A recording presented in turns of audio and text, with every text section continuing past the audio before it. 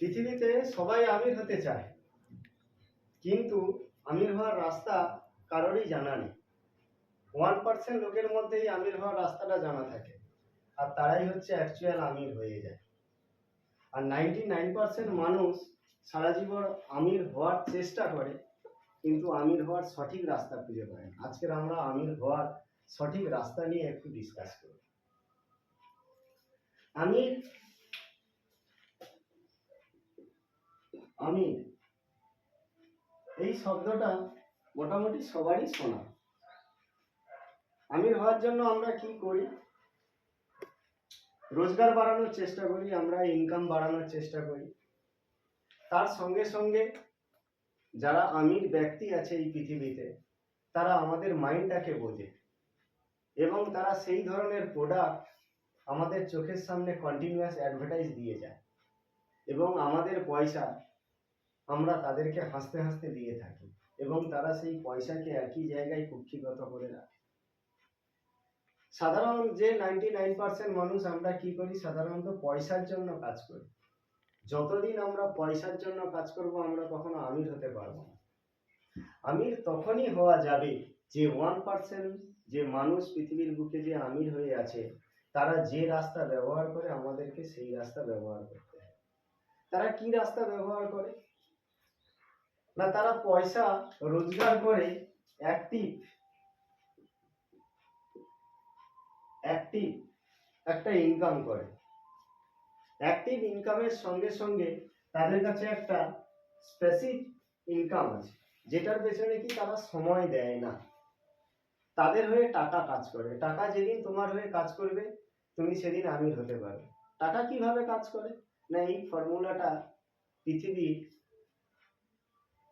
Maximum লোক জানে না। কেন জানে না? না, এই ধরনের এডুকেশন আমাদের সমাজ ব্যবস্থাতে দেওয়া হয়। আমরা যখন স্কুলে পড়াশোনা করি, তখন আমাদেরকে পুঁথিগত বিদ্যা শেখানো হয়। বাংলা, ইতিহাস, ভূগোল, অঙ্ক, ইংরেজি যা ধরনের সাবজেক্ট দেওয়া হয়, এবং আমরা পরীক্ষার জন্য পড়াশোনা করি। যখন আমাদের পরীক্ষা কমপ্লিট হয়ে যায়, তখন বাড়ির লোক একটা চাকরির জন্য আমাদেরকে পাঠিয়ে দেওয়া হয়।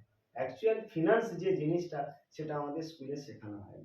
আজকে সেই ফিনান্স নিয়ে একটু ডিসকাস করি, যেটা থেকে আমরা আমির হতে পারবো। টাকা টাকা যদি আপনার হয়ে কাজ করে, তাহলে আপনি আমির হতে পারবেন। দেখবেন আপনারা ম্যাক্সিমাম যে আমরা হচ্ছে পৃথিবীর যত ধনী ব্যক্তি আছে, নাম শুনে থাকি, মাইক্রোসফটের মালিক Bill Gates, Warren Buffett, Elon Musk, পৃথিবীর যত যত ধনী ব্যক্তি আছে, তাদের সবার এই কথাটা আমরা শুনতে পাই যে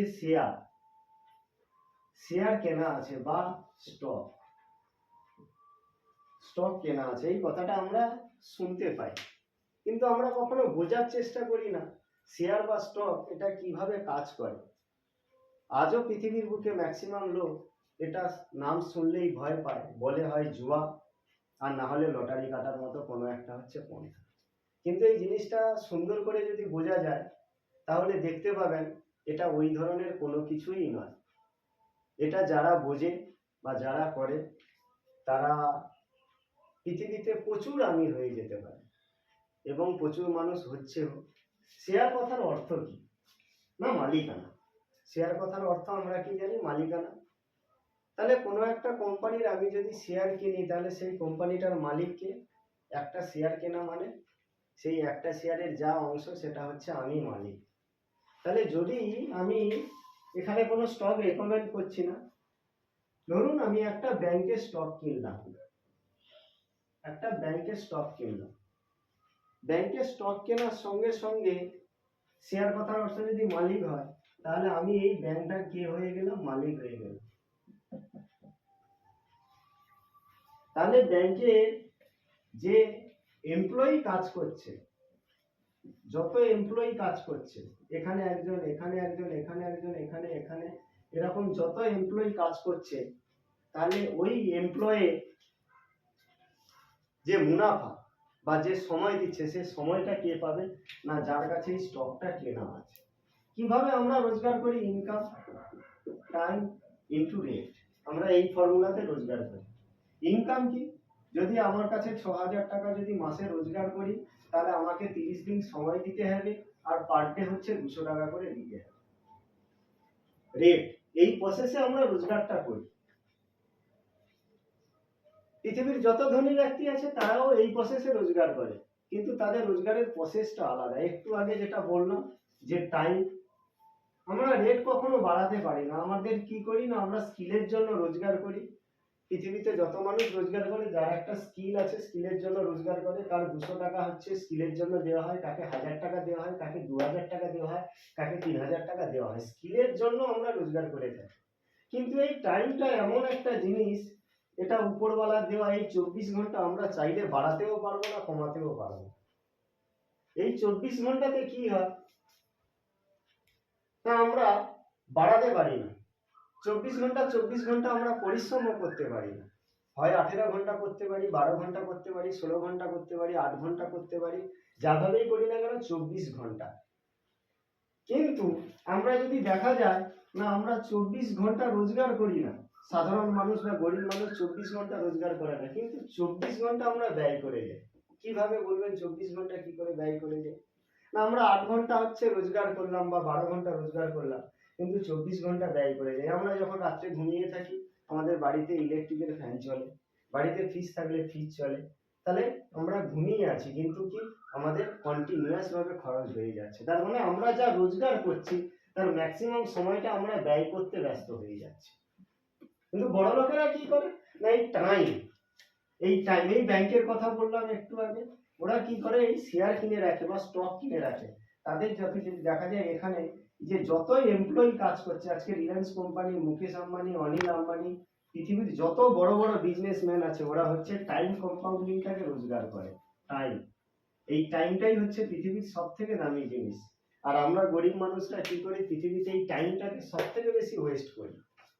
হয় আমরা সিনেমা দেখে নষ্ট করি, নাহলে খেলাধুলা করে নষ্ট করি, নাহলে ফোনে রিলস দেখে নষ্ট করি, নাহলে ফেসবুক দেখে নষ্ট করি। কোনো না কোনো ভাবে আমরা এই সময়টাকে নষ্ট করি। আর বড় লোকেরা কি করে, এই টাইমটাকে কাজে লাগায়, টাইমটাকে কম্পাউন্ডিং করে। কম্পাউন্ডিং কি, এটা হচ্ছে আমার কথা না। কম্পাউন্ডিং পৃথিবীর হচ্ছে অষ্টম আশ্চর্য হচ্ছে জিনিস বলে গেছে কে না, আইনস্টাইন।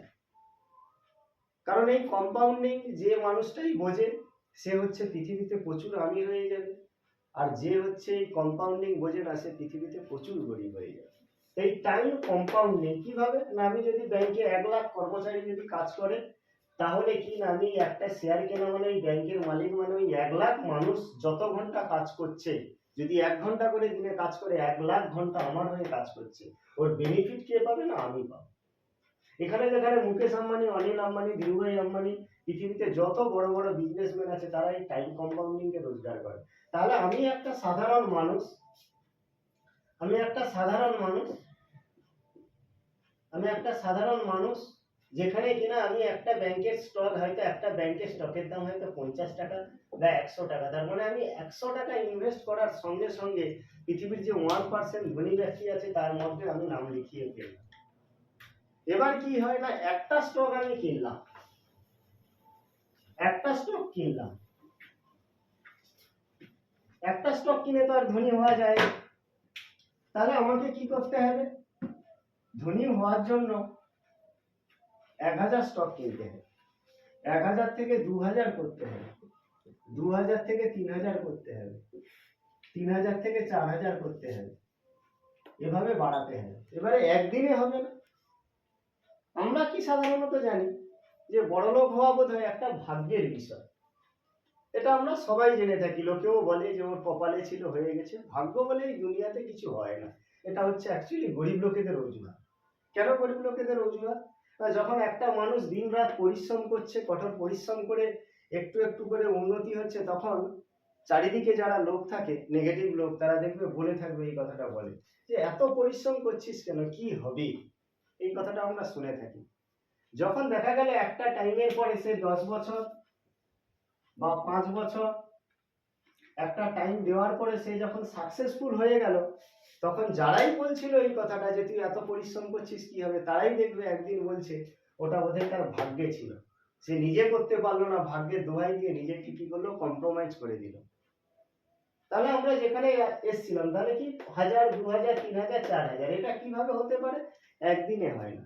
কি হয় না, বড় লোক, তাদের কিছু অভ্যাস থাকে। বড় লোকেরা কি করে প্রথমে না, তারা সারাদিনে যে টাকাটা রোজগার করে, তারা সারাদিনে ধরো 500 টাকা রোজগার করে, 500 টাকা রোজগার করে, তারা 500 টাকা রোজগার করার সঙ্গে সঙ্গে তাদের প্রথমে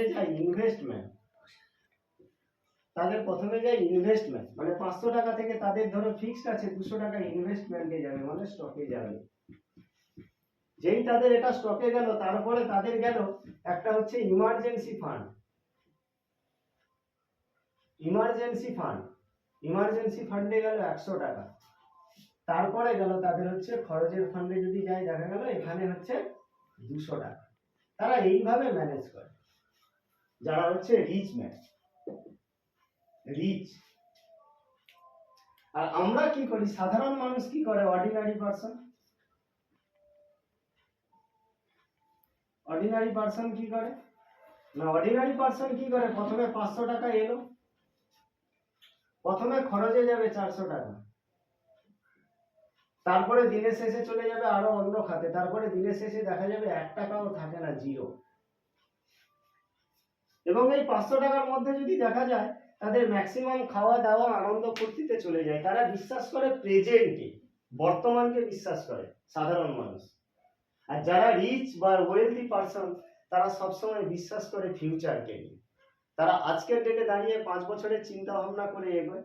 এবং গরিব লোকেরা তারা সাধারণত চায় একদিনে কি করে জীবনের পরিবর্তন হয়ে যায়, রাতারাতি বড়লোক কি করে হওয়া যায়। কিন্তু যারা আমির ব্যক্তি, তারা রাতারাতি পরিবর্তন হয় না, এটা একটা লং টার্ম প্রসেস, কম্পাউন্ডিং এফেক্টটাকে তারা বোঝে। সেই জায়গা থেকে তারা কাজটাকে ধীরে ধীরে 1 টাকা 2 টাকা 3 টাকা করে ইনভেস্ট করতে করতে একটা জায়গায় এমন জায়গায় চলে আসে যে তাদের কাছে আমরা মনে হয় যে ওরা রিচ হয়ে গেছে, কিন্তু অ্যাকচুয়াল নয়। ওদের ওই কি না, ওই সংযম বা তাদের ওই যে ধৈর্যের যে ক্ষমতাটা তারা দেখিয়েছিল। পৃথিবীর প্রতিটা বড় লোকের মধ্যে দেখবে যে একটা ধৈর্য বলে জিনিস আছে, যেটা গরিব লোকেদের মধ্যে নেই। সেই কারণেই তো এত দেখবে যত জুয়া সাট্টা, যত ধরনের জুয়া বা যত নেগেটিভ জিনিস দেখবে আমরা হচ্ছে গরিব লোকেদের মধ্যে পাই। সব থেকে বড় ব্যাপার কি, একটা মানসিকতা। কি মানসিকতা আমরা এটা দেখে থাকি, আপনারাও ফলো করে দেখবেন, আমরা সবাই ফলো করি। মানসিকতাটা কি না, গরিব লোক তারা সবসময়ের জন্য নিজেকে গরিব বলে ভাবতে শুরু করে, হামদর্দি পাওয়ার জন্য চেষ্টা করে, লোকের সমবেদনা পাওয়ার চেষ্টা করে, গরিব হলে কিছু বললে কিছু যদি পাওয়া যায়। কিন্তু যারা অ্যাকচুয়ালি আমি, তারা মুখ ফুটে কখনো গরিব বলে না, কারণ তাদের মানসিকতাটাই বড় লোক হয়ে গেছে। আমরা আরো এক ধরনের ভুল করি, এটা আমার কথা নয়, পৃথিবীর বড় বড় হচ্ছে মনীষীরা বলে গেছে যে পৃথিবীতে গরিব হওয়ার শর্টকাট যদি কোনো প্রসেস থাকে, সেটা হচ্ছে লোক দেখানো। কি না, আমরা ঢুকে গেছে, ঠিক আছে শুরু করি, ওটা কেটে দেবো। কি হয়েছে, ওটা তো হয়ে গেছে। আমরা কি করি না, দেখবে ফলো করি আমরা, দেখানো কি না, আমার কাছে 500 টাকা আছে, অথচ আমি 1000 টাকা ব্যয় করছি কিসে না, একটা জামা পরে, ভালো জামা পরে দেখানোর জন্য। বা আমার কাছে 30,000 টাকা আছে, আমি 60,000 টাকা ডাউন পেমেন্ট করে ভালো বাইক কিনছি দেখানোর জন্য। তা কি হয় না, আমরা দেখাতে বেশি ব্যস্ত হয়ে যাই। কিন্তু বড় লোকেরা কখনো দেখাতে চায় না, ওরা নিরাবিলিতে ধনী হয়ে যায়। আমরা আরো এক জায়গায় ভুল করে ফেলি, এটা হচ্ছে দেখবে বড় লোকেদের এটা হচ্ছে উক্তি, যারা বিলিয়নিয়ার তাদের বক্তব্য আমরা এটা শুনে থাকি। বলছে তোমাকে দেখে বাইরে থেকে মনে হবে না যে তোমার বিস্কুট কেনার ক্ষমতা আছে, কিন্তু পরে দেখা যাবে ওই বিস্কুট কোম্পানির মালিকই তো। আমরা কি করতে পারি না, এখানে একটা রিস্ক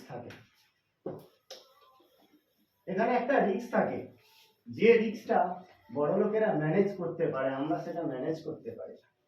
দেখবে আমাদের যখন স্টক বা শেয়ারের কথা বলা হয়, সঙ্গে